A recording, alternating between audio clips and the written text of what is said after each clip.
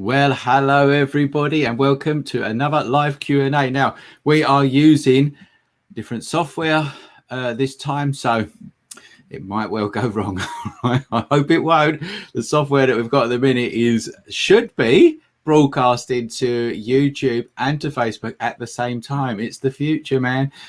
So to test it, please put a comment in, all right? Tell us where you're from and what time it is wherever you are in the world, okay? And welcome aboard. Now, it's a different type of live Q&A this evening. Firstly, make sure that you've got yourself a little drinky poo. This one is called a forest ferret. It's called a forest ferret. It's from the New Forest, actually, and it's a lovely, lovely beer. So, cheers to everyone. Hopefully you've got a nice wine or a beer to join with me.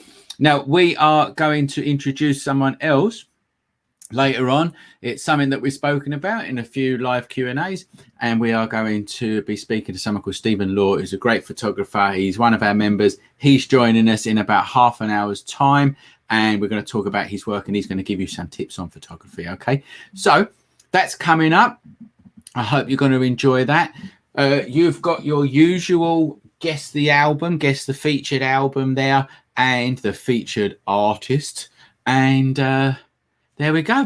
It looks like it's working because loads of comments are coming through from Facebook and from YouTube. So it's actually working. We have got from Cheshire here. Who's that? Pete from Cheshire. Klaus from Hanover. Welcome, Klaus. We have got It doesn't say a name, actually. It's just come up, Facebook user there in California, and it's 11:30 a.m. in California. Make sure that you are not having a drink, because it's not, but morning drinking is not good.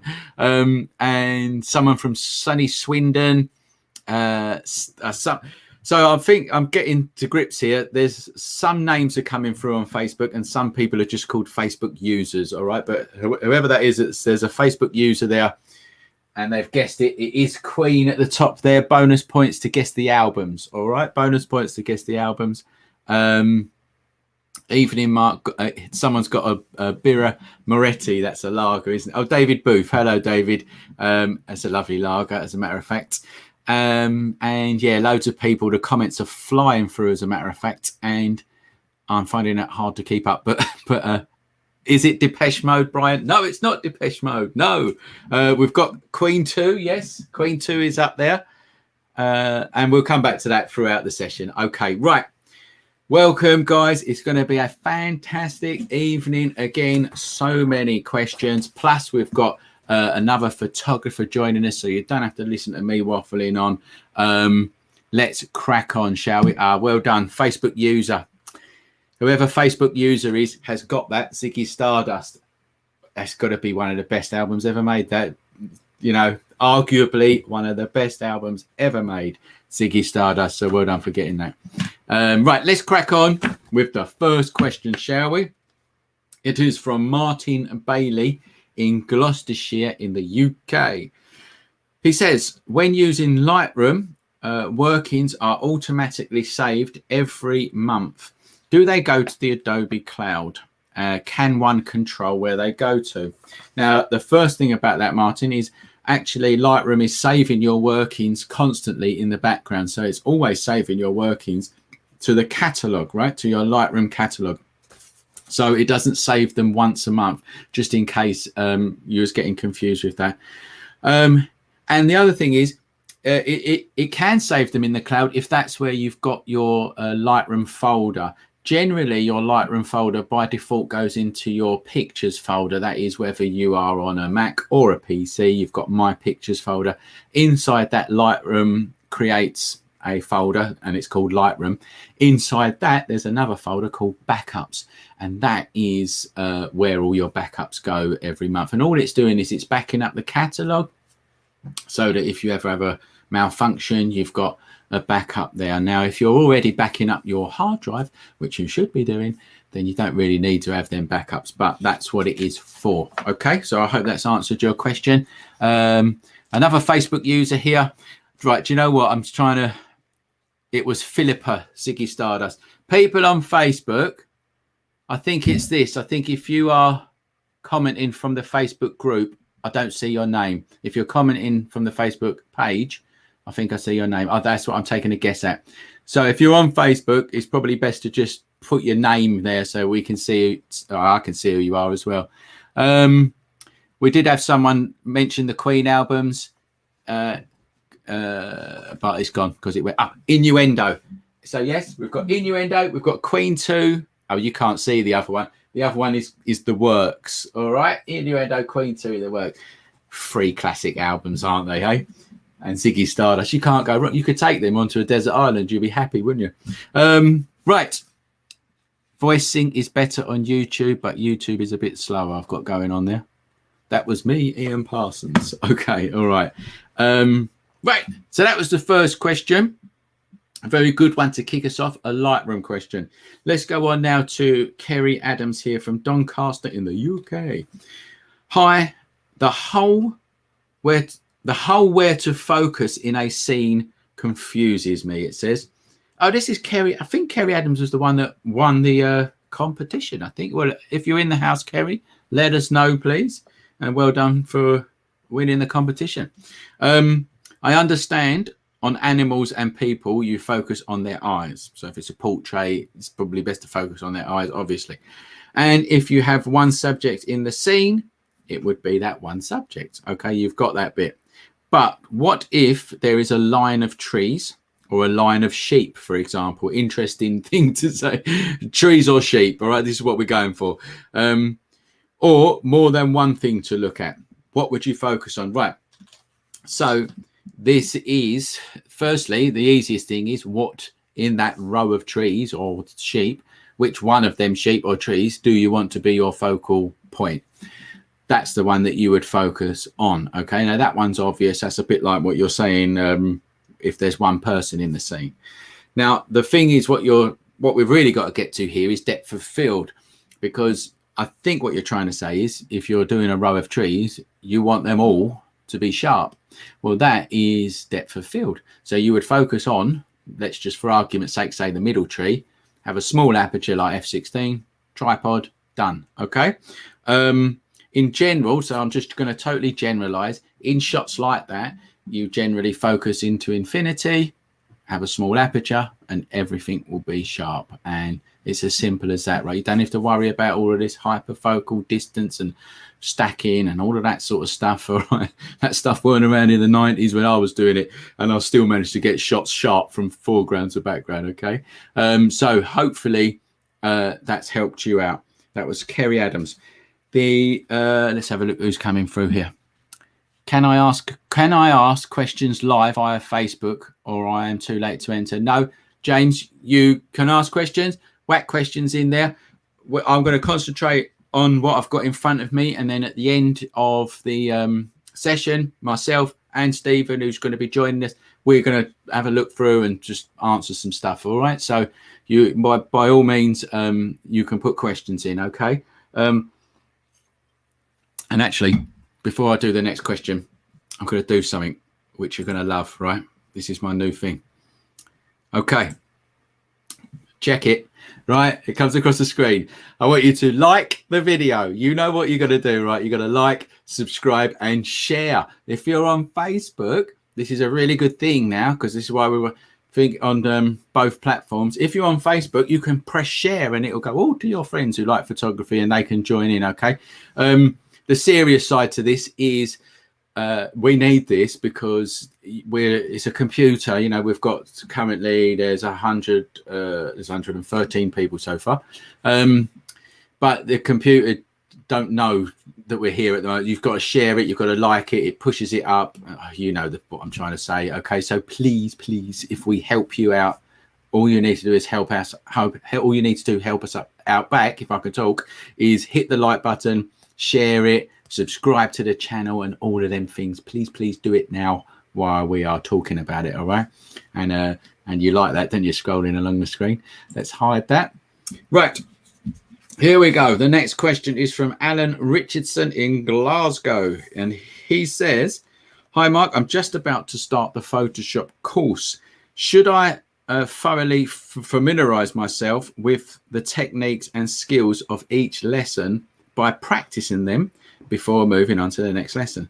Well, the simple answer to that is yes, and that is for any learning.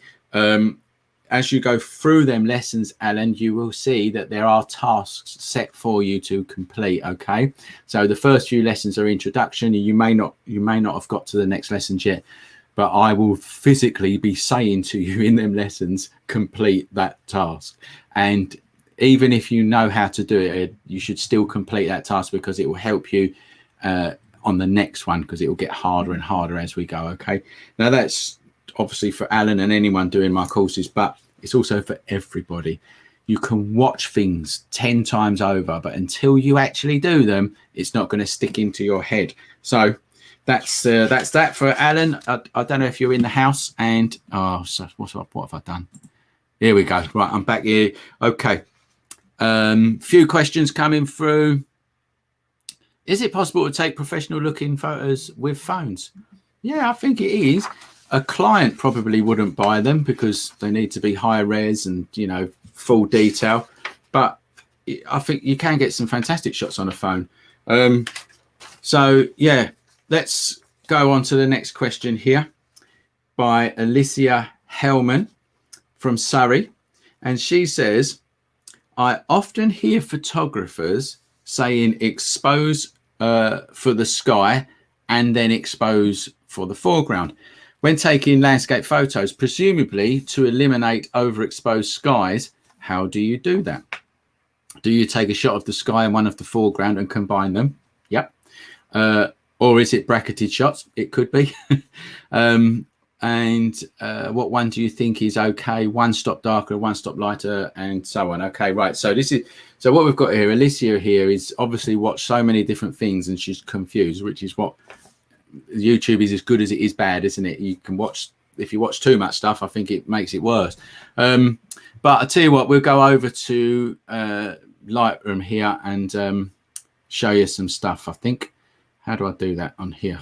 Do I do that? I do that. Yeah, there you go. Right.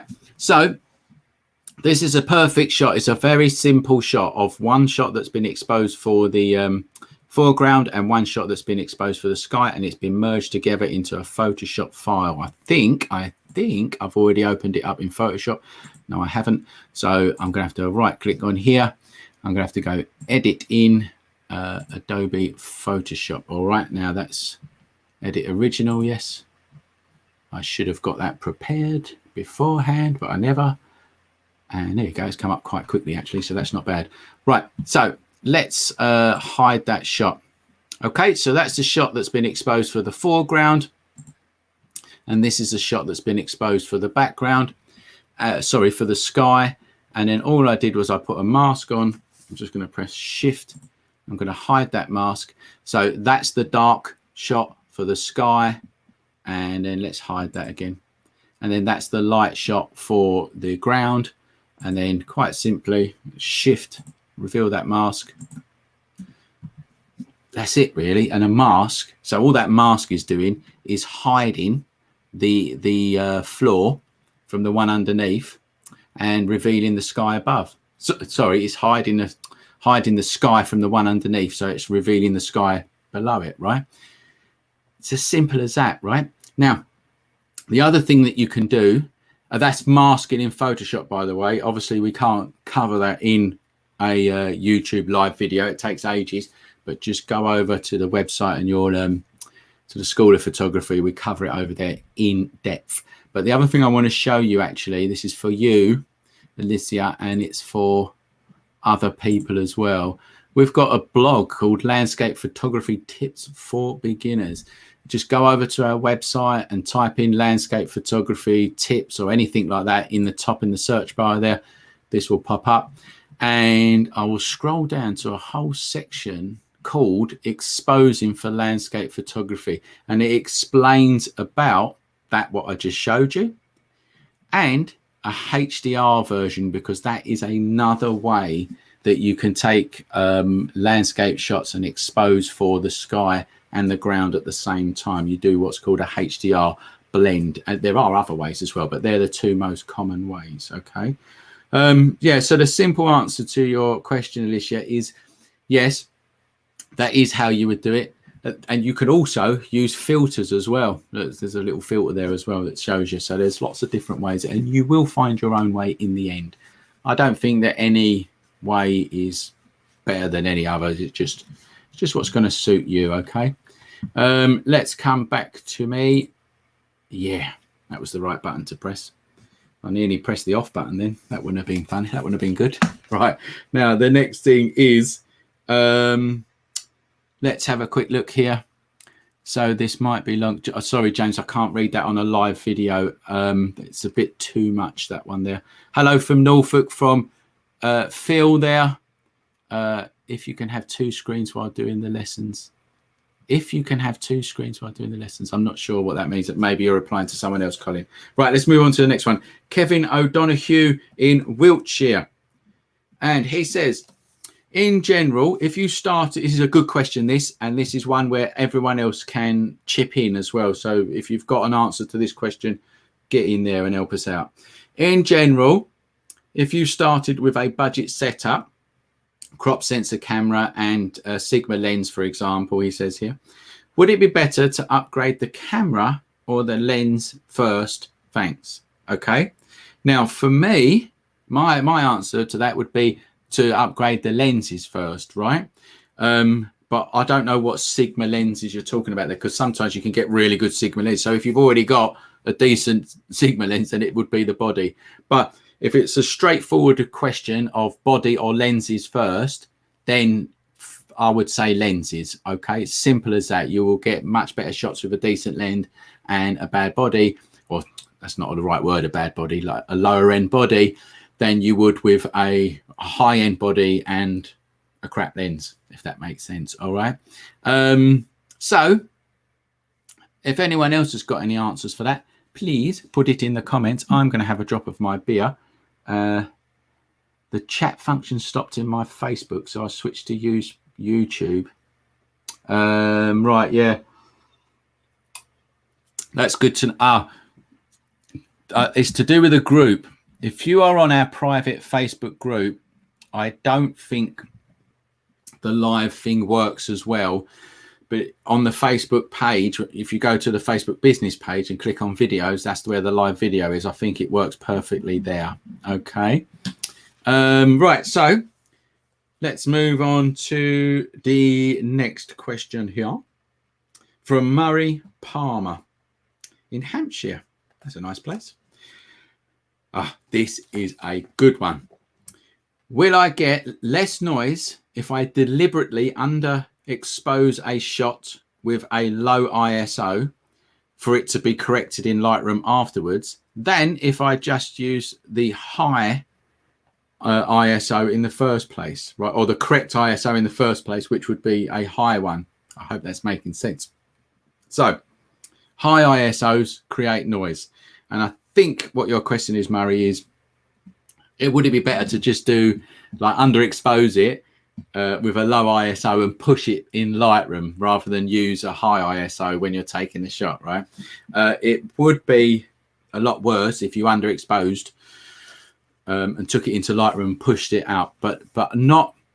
But that's only if you underexposed it by 2 stops or something like that.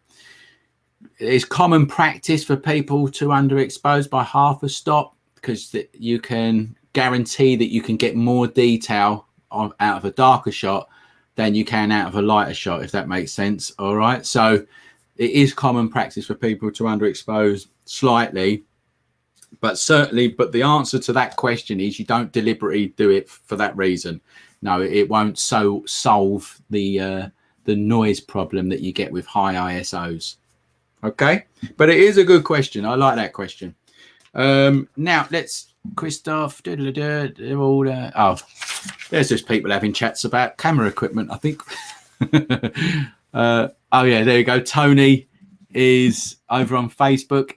100% agree with Mark. Glass quality is the key factor. Yeah, so lenses first, I think.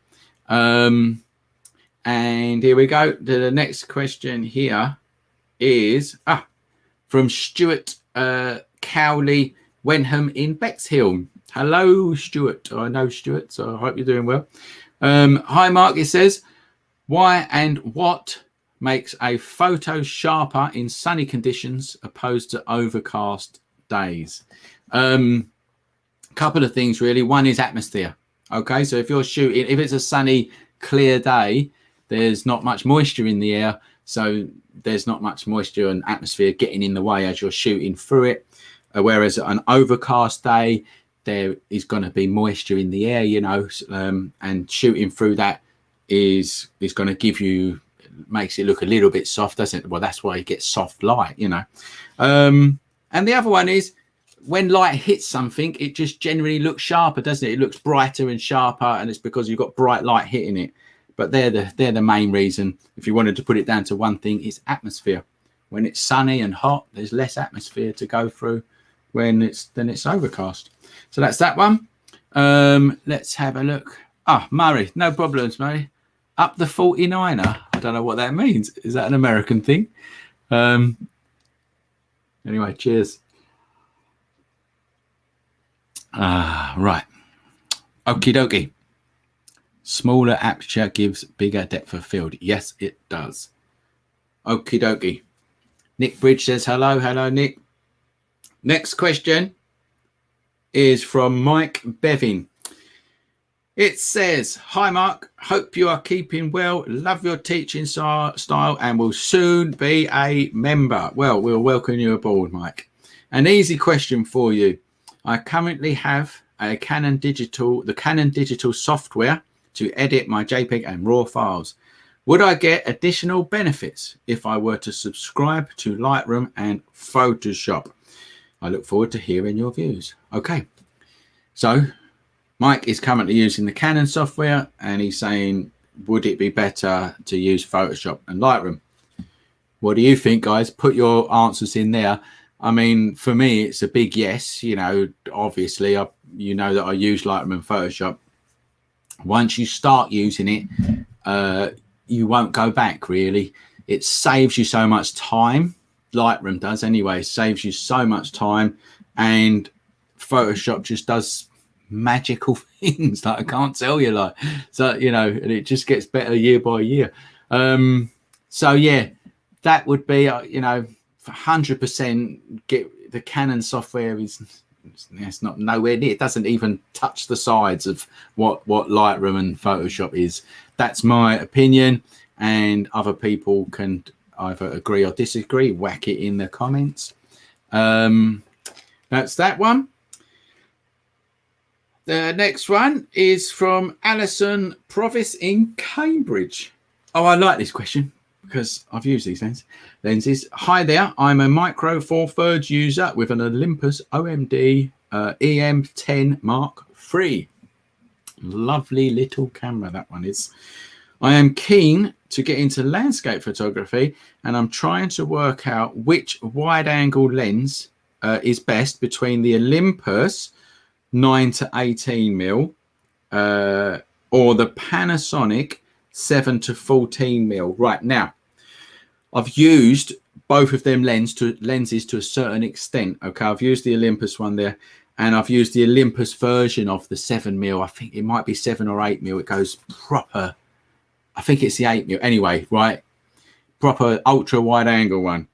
Now, the ultra wide angle one, the 7 to 14 or the Olympus equivalent, is very expensive. It's got a wider aperture as well. But the problem that I found with that particular lens is the front of it was bulbous. It really bulbs out like that, like really bulbs out. And you can't put any filters on it. You have to get a certain filter holder that goes on, and it's just a pain in the bum. And with landscape photography, you want to put some filters on. All right, now I'm not saying that you can't put filters on, but you have to have separate adapters and this, that, and the other. And the other thing is, I took it out on some night photography.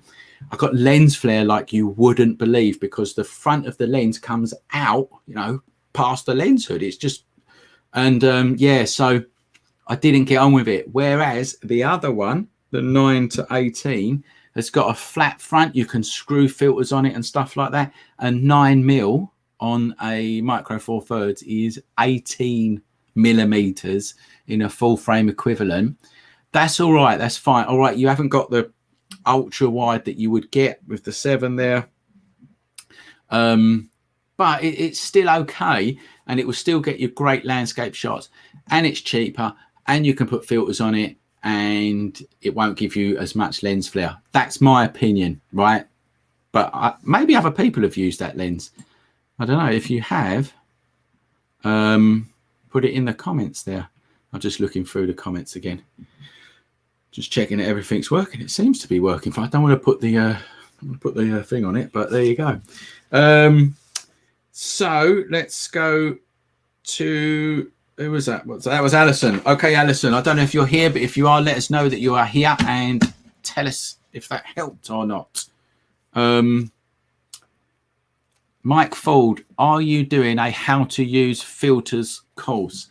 We've got a long exposure course over at the schoolofphotography.com. Go over to the School of Photography, go to courses, scroll down, long exposure course, teaches you all about long exposure and using filters, really. Yep, so that's a yes for you, and a little bit of an advert for me. Right, let's go on to this one here. Sharon Hauser from Dorset. She says, I wear glasses to react to the light. So when it's a bright day, they shade over, and the image that I see through the viewfinder seems darker. Oh, I see. Yeah, the ones that get darker, right. Taking my glasses off is not an option, as then everything is blurry. Any suggestions would be greatly appreciated. Right, well, I don't know if you know this already, but most cameras, let's grab this. Most cameras come with what's called a dioptics dial, right? Which is a little, I wonder if I can get this close to the camera so you can see. No. Oh yeah, there you go. Right there, right by the viewfinder. Can you see that? Right by the viewfinder, there's a little turny thing. And on most cameras, that's where you'll find it, by the viewfinder.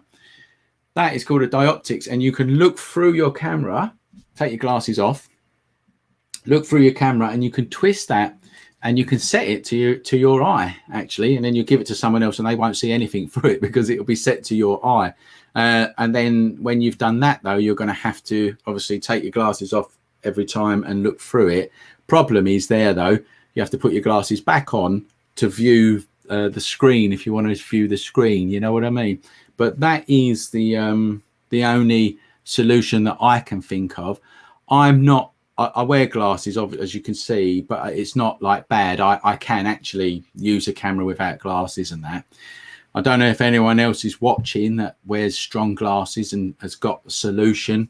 If you have, and you could put it in for Sharon, I'm sure she would very much appreciate that.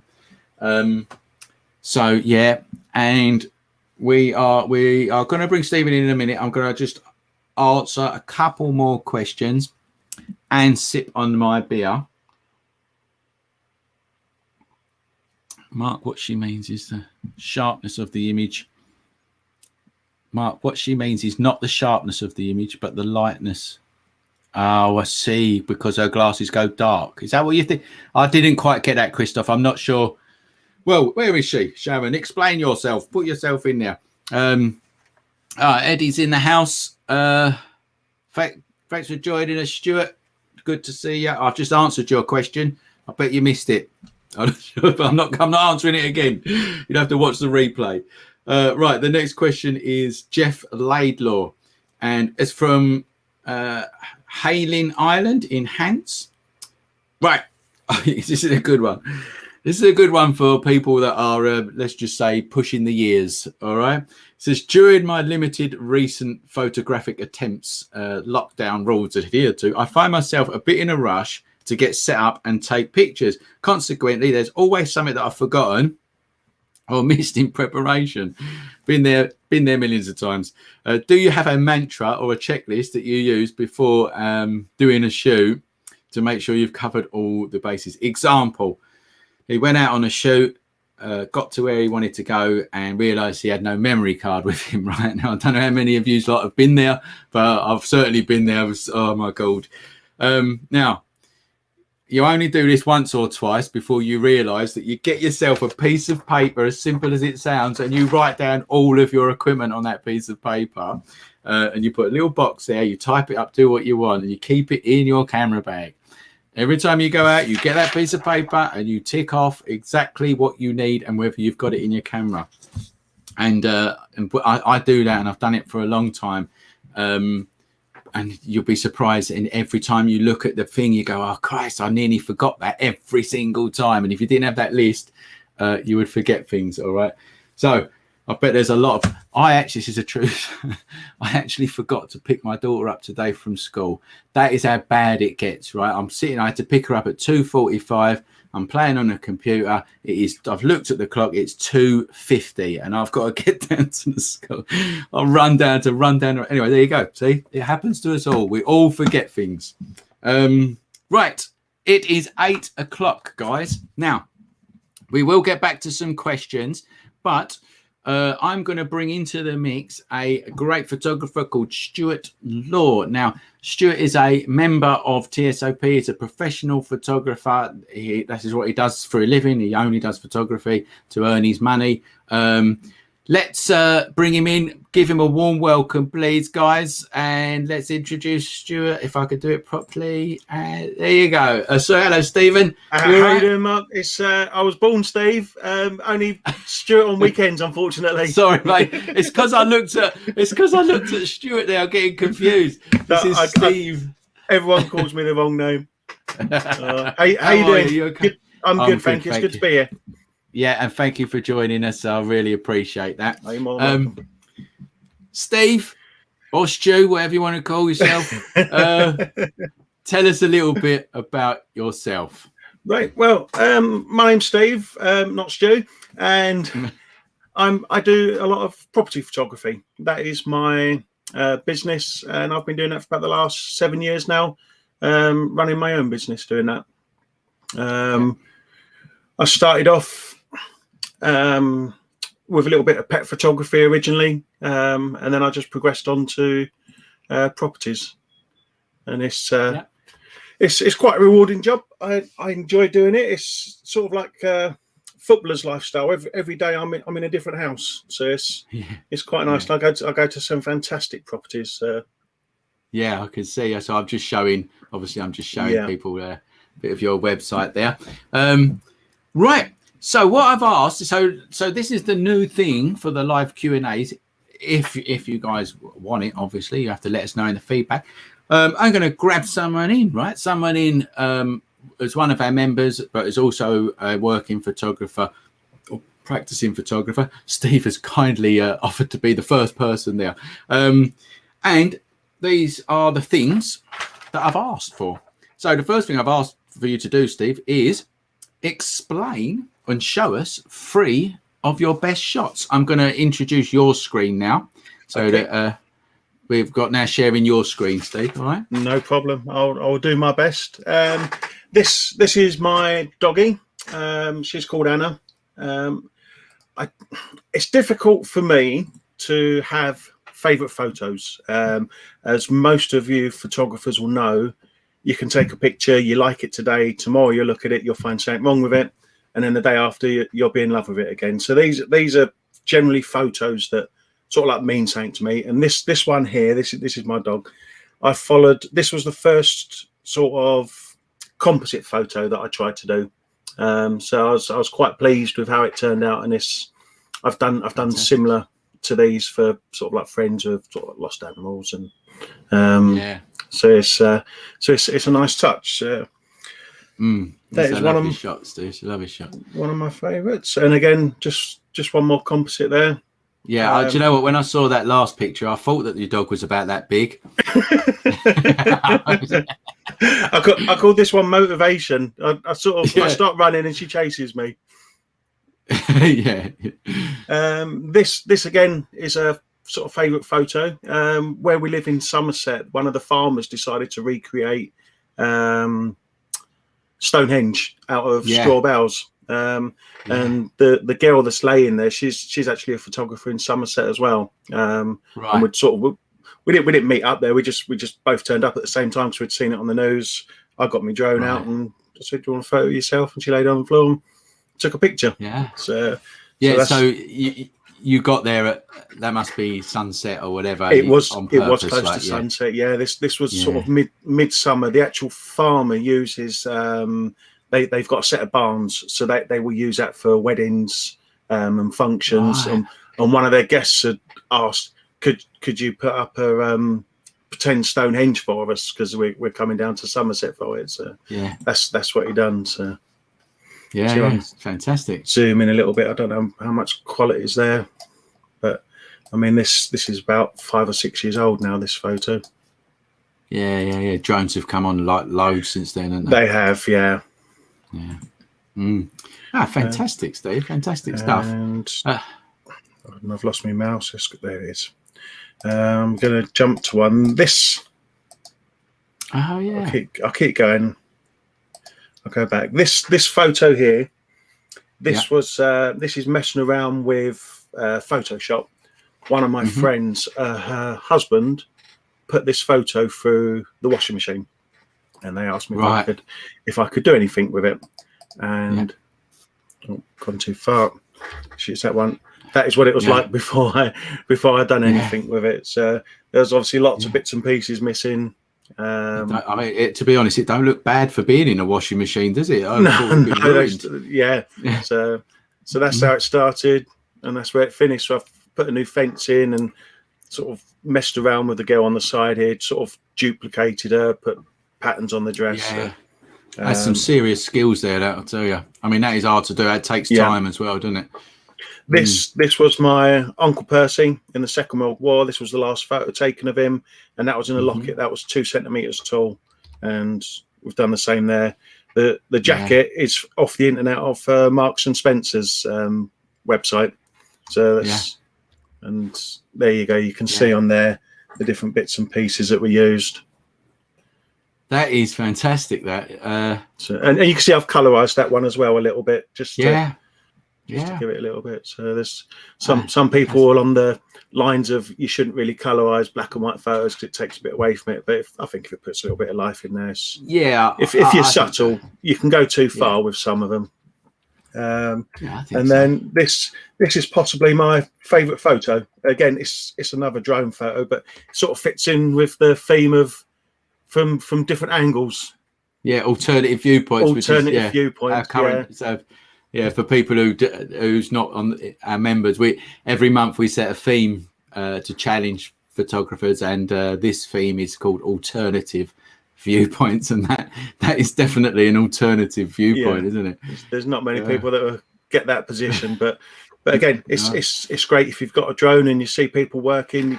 Fantastic shot like this straight on their social media, and it gets so much interest. I've got a drone, but I don't use it enough for photography. You know, we use it for our videos because it just looks great in videos, but I think I should use it more, to be honest, for photography. Play with it. It's a brilliant toy, isn't it? But again, the drones are a big part of my, I say a big part, it's about 20% of my work with property photography. I go to lots of farms, lots of countryside properties, and even with Trudy's course that she does, that's given me something else to be able to sell to customers, because I can get a nice photo of a nice farmhouse, take a picture, just change that perspective of it with a drone, and then turn it into a fine art print. But it's quite interesting when you go to people's houses and you see on the wall the old days when someone just used to turn up and say, "Oh, we've got an aerial photo of your house," and it's sort of from 2 miles away and it's cropped in and all you can see is a roof. And then when you turn up with a drone and you can get a nice picture, nicely framed, and then turn it into a fine art print, it looks so much better sitting on their walls.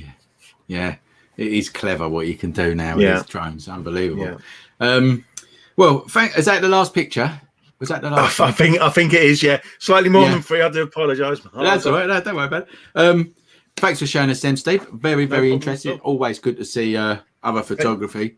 I've asked Steve to answer 3 questions for you guys, right? And they are the sort of real common questions if you're starting up in photography and learning. So I've asked Steve to answer, tell us about his journey into photography, what struggles that you've faced, Steve, as you were starting up in photography, and then tips for anyone who's wanting to start up in photography. And what I mean by that is not just if they want to make it a profession, but just if they want to take good photos, because that's a lot of people just want to do that, don't they?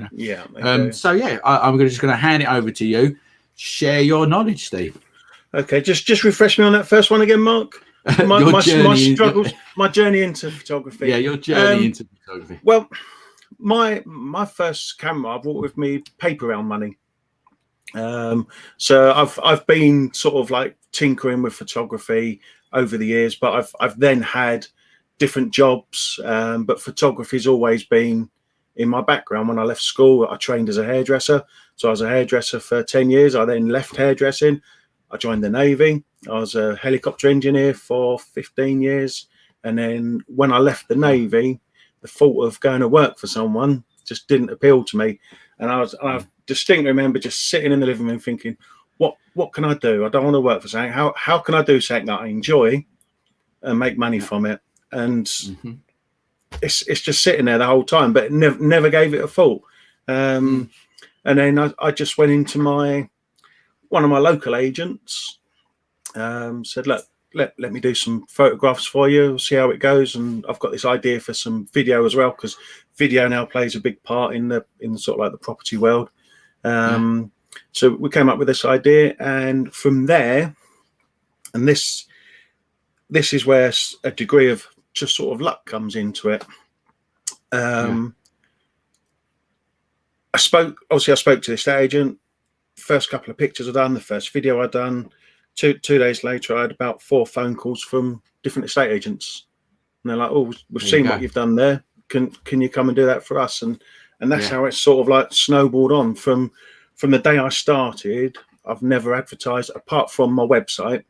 That is all I do. I just put all my stuff on my website, Instagram or onto Facebook. Yeah.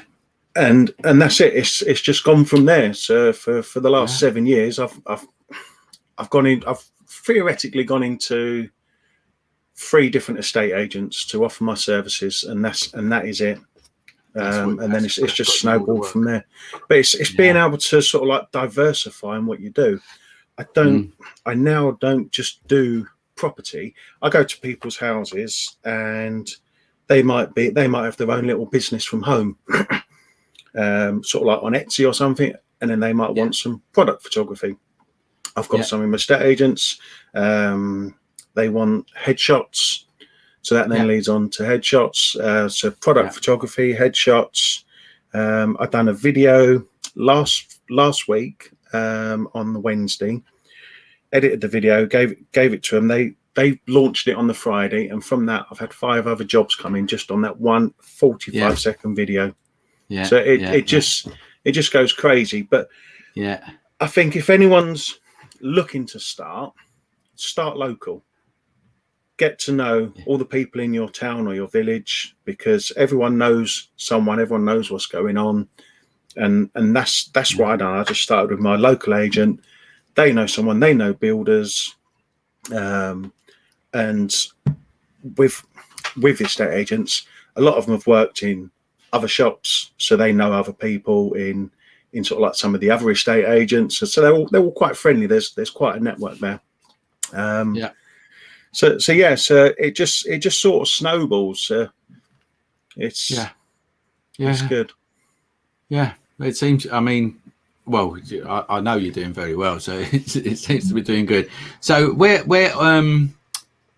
what struggles do you face? So like, you know, you've come or it kind of sounds like that you hit the ground running, to be honest with you. But was there anything that you hit? Was there any barriers that you hit? You get peaks and troughs within sort of like the property industry. So you'll have a rush of people wanting to get on for Easter, a rush of people wanting to get on before Christmas, after the school holidays. Christmas is good because a lot of people can't stand the sight of their partners over Christmas. So come January, divorce rates go up and people want to sell the houses. So you know that sort of like mid-January to the end of January, all your work's going to start rolling back in again. So one of the industries that gets busy in January. It is. But struggle-wise, I wouldn't say there's a struggle. There's a lot of competition.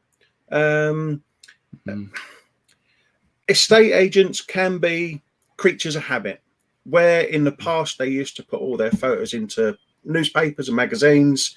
They'd only want 5 or 6 photos of a house. But with digital technology and people being able to just pull a phone out, look at all the pictures that they've got of a house, some of the estate agents refuse to change. They still want just the 6 photos, and it's impossible to try and sell a house with just 6 photos. And that's the difficult bit, to trying to get them to change their habits. You come up with these fantastic products where I said I done work for one estate agent and then 4 came in on the back of that. That is because they see that they've got something good, the video, the photos. They don't want to get left behind. So it creates that little bit of extra competition amongst them. Yeah, that's right. Yeah. The other estate agents they must look and go, hang on a minute. We want photos like that. Yeah. They don't know what they've missed until they see it, do they? You know, they don't. And I think what advice wise for anyone. Just tips if anyone was going to get out there and not just property but just any type, you know. If my biggest struggle is my Facebook, my social media doesn't get that many hits. because people are either looking for property or they're not. So when it's only when they're looking for property that they then become interested. So I've got another page, and this is my advice to anyone that wants to try and build themselves or get themselves popular. And it's of my local area. I go out, I take photos, and I put them on there. And then people get to know me. They get to know that page. I can put the same photos on my social media page, nothing. Put them onto my local page where all the local people in your area love seeing photos of their own town, the little sites and bits and pieces. So if you're out, just grab photos, build a Facebook page of your local area, and then start putting photos on it. People will get to know you, and then your own photography website, you can then start sneaking your own photos on there. So share a post from your page, put it on there, so then people start to see your name more and more often. So I think that's a good way of, if you just want to start getting your name out there and getting a bit more awareness about yourself. Yeah, so you're very much sticking local, aren't you? That's no. That's, well, for that I am, because I want the local people, and that's where, if you start local, it starts. It just spreads out. It's like a root of a tree. You start at the base, and before you know it, you've gone everywhere. Right. Thanks, Steve. That's really, really helpful. People out there watching, put questions in. We've got about a 30 seconds delay, so start putting your questions in for Steve. I saw one a little bit earlier on. There's actually one that's come through, actually, Steve, for you. It's from Murray Palmer here, and he says, "What is your go-to wide-angle lens for interior shots?" Right, because I used a crop sensor. That's all I need. I mean, a lot of people will be sitting there thinking, "Oh, you need all the big gear, the big camera equipment." I've gone 6 years on a Canon 70D. I've gone up to a 90D now. It does what I need it to do. But my lens is a 10 to 16 mil on the crop sensor, and I find for me that replicates exactly what I'm seeing in a room. If you're looking at taking a photo of a room, don't make it look any bigger than what it is. Don't try and put a fisheye on there just to make it so the estate agent can say, "Oh, look, it's a really big room," because that, for me, wastes everyone's time. They get there, the room's nowhere near the size it looks on the pictures. So just try and keep it as natural as possible. And is it the Canon 10 to 16? Is it? Yes, it is. Yes, sorry, yes, it is. So all right, good stuff. So if you've got, there is a bit of a delay here, and so if there is any questions that you want Steve to answer, whack them in there. And if you've got any questions at all, actually, it doesn't have to be about property. It could be any questions about whatever. And Steve will answer them. There's actually another one just come through, actually, Steve. It says, "Is 20 mil adequate? Is a 20 mil lens adequate?" Phil, are you talking about on a crop sensor? I think he probably is. Yeah. I would say that's probably too much. I very rarely, most of the time I'm on the 10 mil on my lens, and I will crop into that a little bit. And if you're going to practice taking pictures of a room, don't do your own house. Go around to a friend's house and take photos of theirs, because if you photograph your own house, you're going to look at it and you're going to find so many things wrong with your house rather than your photos. So it's nicer to go somewhere where you don't know, get a fresh idea.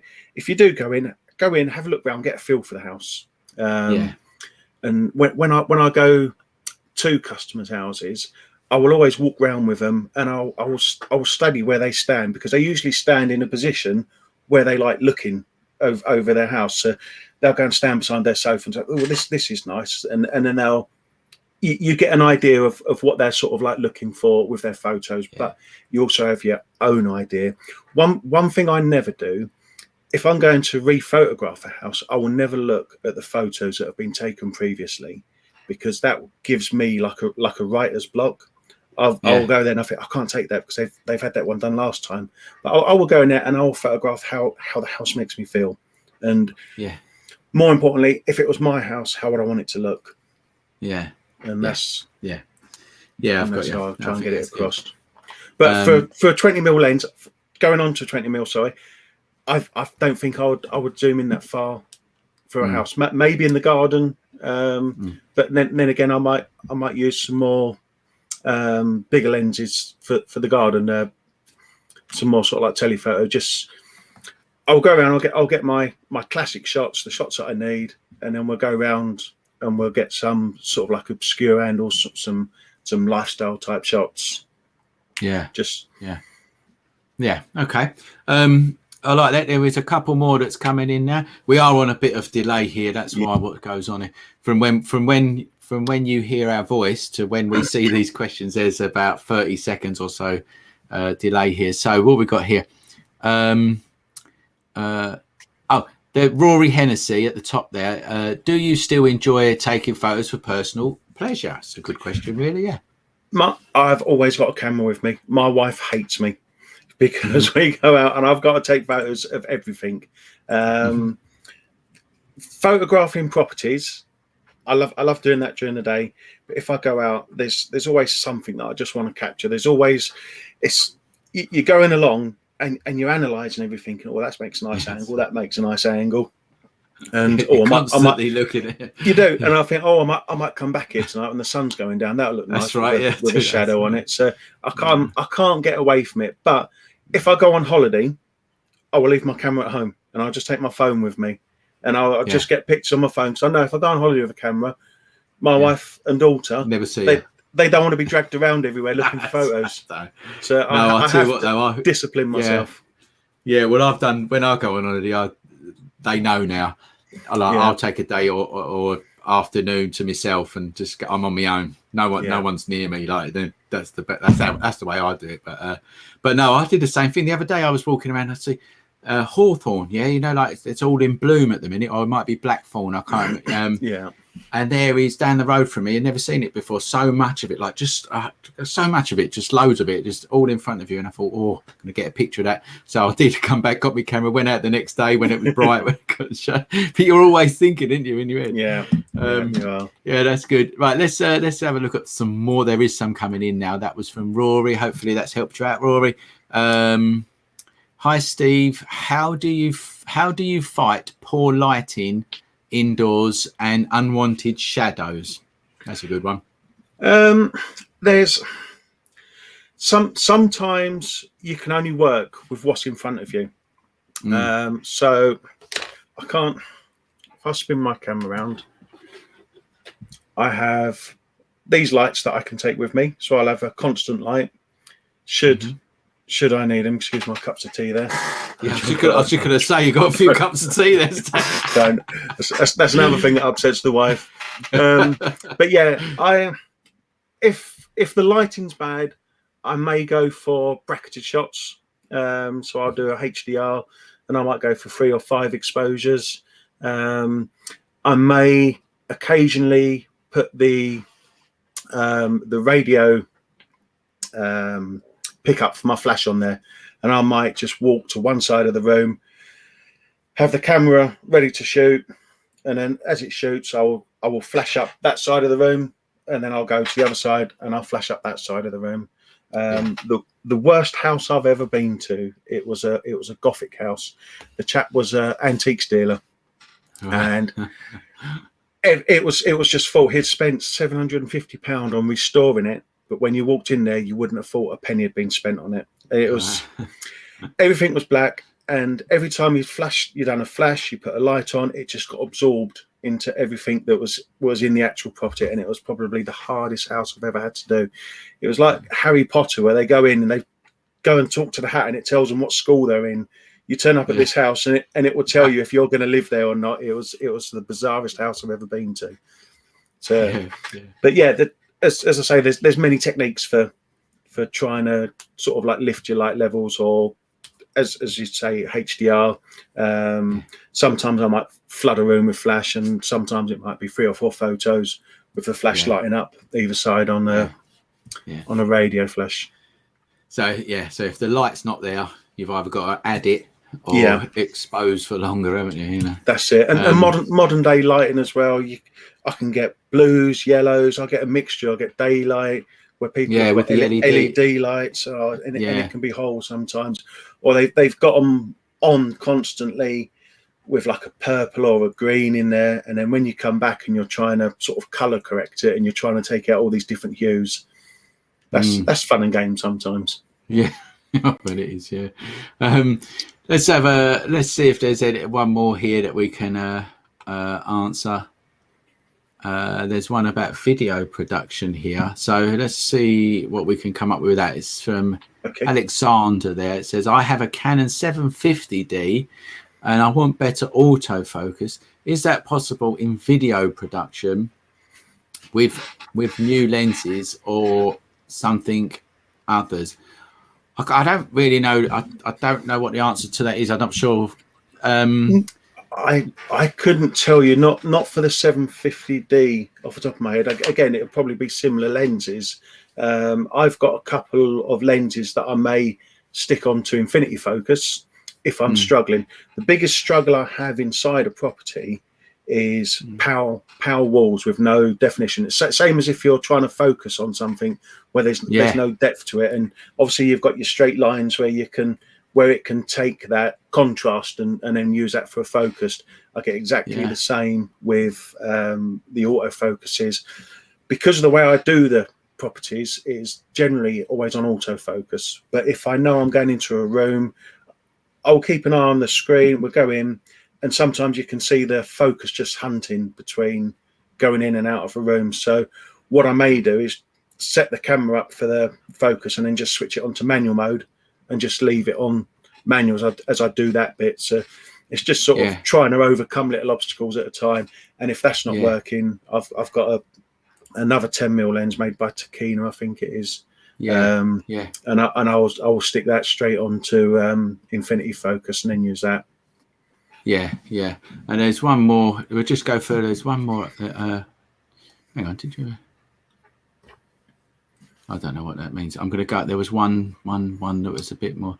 Yeah, Paul Green. It says, so Steve, you go 10mm on a crop sensor. I suspect a 17-40 would work on a full frame. I'm just trying to do my maths here. 10 on a crop sensor is a 10 on a crop sensor is 17 or 16, isn't it? I believe so. Yeah. So it would, Paul. I think that's the simple answer for you there. Yeah, that's right. That's the ultra wide. It's called, isn't it? Ultra wide. So it's not fisheye. It's ultra wide. Right. Listen, Steve, that was absolutely fantastic. Now, thank you, Mark. I've thoroughly enjoyed it. Before you say goodbye, I think on behalf of all of your members, I would like to thank you for everything that you do for photography, because your approach is absolutely perfect. And I know that is why you have so many members that really appreciate exactly what you do. So on behalf of your members and on behalf of myself, thank you. And I'd like to thank your members because I get inspiration from the stuff that they post. And believe it or not, there's been a few pictures of recent, and I think I might recreate that at someone's house. So everyone's giving and taking, and I think it works really well. Yeah, I'm blushing. I'm blushing here, Steve. I'm blushing, but thank you very much. I really appreciate that. You are to photography what Bob Ross is to painting. I love Bob Ross. I love him. He's pretty brilliant. He's back on Channel 4, isn't he, at the minute? I love Bob it when Ross. He whacks his brush off the side of the frame and has a little giggle. Yeah, well, I'll tell you what, I'll take that because he is brilliant, Bob Ross. I like him. Look, for anyone watching, if you like this format, then you're going to need to give me some feedback as well. And obviously give Steve some love. Thanks, Steve. Hang on, I'm going to go over to that is his website. If you want to go and check Steve out and his Facebook and Instagram, you can get it all from that website there, smoothpixels.co.uk. So make sure you go and check him out there. And Steve, hang around. I'm going to say bye to you, but just hang around because I'll speak to you in a minute as well. But a great big thanks to Steve, and from behalf of everybody, we'll see you soon. All right. Thanks, Steve. I appreciate that. Cheers, guys. Cheers. Thank you. Right. So that was Steve, and I thoroughly enjoyed it myself, but you obviously let us know what you think and put it in the comments. It's been a fantastic live Q&A. It seems to have worked well, this new piece of software. So yeah. Wait, don't go anywhere. Do not go anywhere, because it took me ages to make this. So I'm going to show it again. Boink. There you go. Don't forget, like this video, please do it. I know every YouTuber says it, but it is so important, and you don't realize until you've got YouTube channel or Facebook page. Follow the page, press the like button, share it, and all them things. Every little thing like that, it really helps. Even one like, you know, it really does. So if you could do that, that would be really great, and I really appreciate that. And I'll see. Oh, if you want to ask a question for next week, there is a link. Read the description in the video. There's a link. Click on that, fill out the form, and it pops up here, and we read out the questions. It's as simple as that, really. Thanks, guys. I'll see you later. Cheers. Enjoy your evening, and bye.